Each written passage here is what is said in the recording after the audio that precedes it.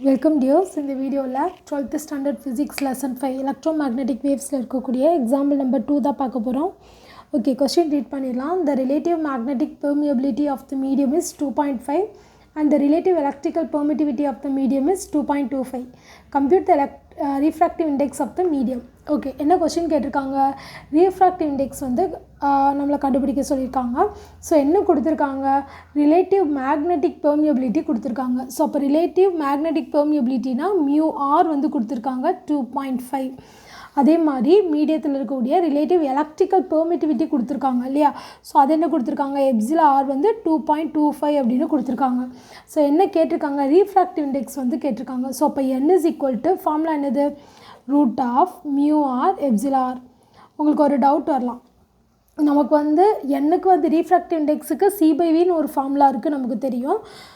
அப்படி இல்லைனா கூட ரீஃப்ராக்ஷன் கான்செப்டில் sin A by sin R இந்த மாதிரி நிறைய ஃபார்முலா இருக்குது. இது எப்படி வந்து நமக்கு n is equal to root of mu R epsilon r எங்கேருந்து வந்துச்சு அப்படின்னா, இதில் நான் உங்களுக்கு ஒரு கால்குலேஷன் போட்டிருக்கேன். ஓகேங்களா? ஸோ இந்த கால்குலேஷனில் இருந்து தான், இது நமக்கு எக்ஸாம்க்கெல்லாம் தேவையில்லை, ஜஸ்ட்டு நீங்கள் தெரிஞ்சுக்கணும் அப்படிங்கிறதுக்காக இந்த, அதாவது n இஸ் ஈக்குவல் டு C/Vலேருந்து தான் நம்ம இந்த ஃபார்முலா நம்ம எடுத்துகிட்டு வரோம்.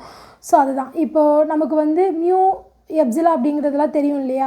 அதாவது மீடியத்தில் இருக்கக்கூடிய, அதாவது ஒரு மீடியத்தில் இருக்கக்கூடிய அதோட பெர்மிட்டிவிட்டி அண்ட் பெர்மியபிலிட்டியோட வேல்யூ தான் நம்ம வந்து மியூ அண்ட் எப்சிலா அப்படின்னு சொல்லுவோம். மியூ நாட் எப்சிலா நாட்னா என்னது?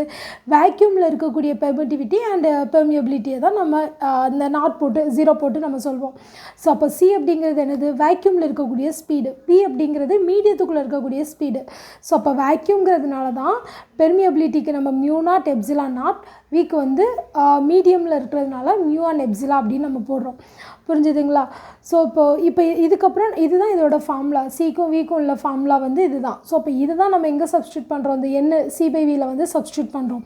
ஸோ சப்ஸ்டியூட் பண்ணி நம்ம டிரைவ் பண்ணோம்னா நமக்கு இந்த ஃபார்முலா வந்து கிடைக்கும்.